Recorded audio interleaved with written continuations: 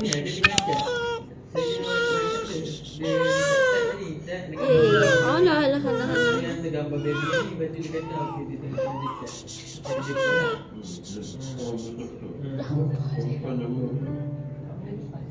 Ayah bagi orang punya Baik, banyak. dia kata,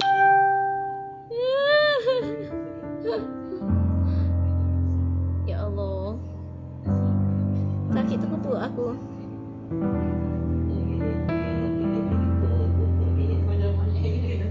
Dah. Korang baca tak caption I? I tengah dalam keadaan nervous, dilema dan terkejut. I tak tahu sama ada. Ya Allah, hari ni I dah balik tau. Lepas tu tahu tak apa cerita? I buka tag kat tangan I, buka tag kat kaki anak I. Lepas tu I tengok kenapa nama lain, nama ibu lain. I terus call hospital. I tak tahu nak buat apa ni. Dah lah anak kedua I kena macam ni. Ya Allah. Guys,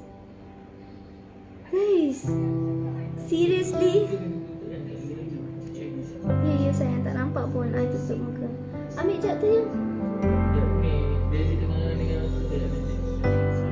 Wait, tag nama anak, bawa balik, sekali tengok lain. Ni bukan drama ni macam I terkejut, sumpah demi Allah, terkejut gila.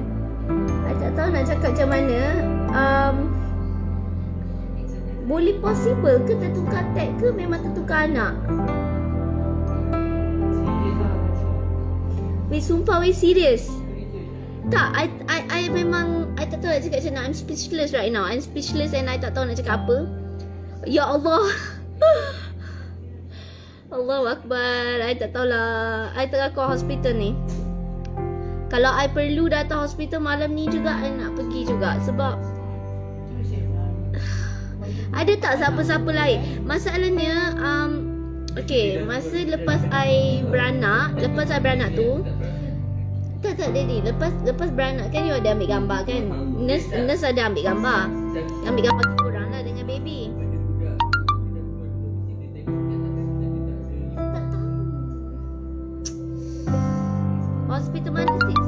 What mana sis? Oh my god. Yes, I call hospital. I tanya dengan dia. Dia masih belum lagi. Aku serang weh, serius weh. You all faham tak perasaan apa? I dah breastfeed dia, I dah bagi susu semua. Subhanallah, I tak tahulah.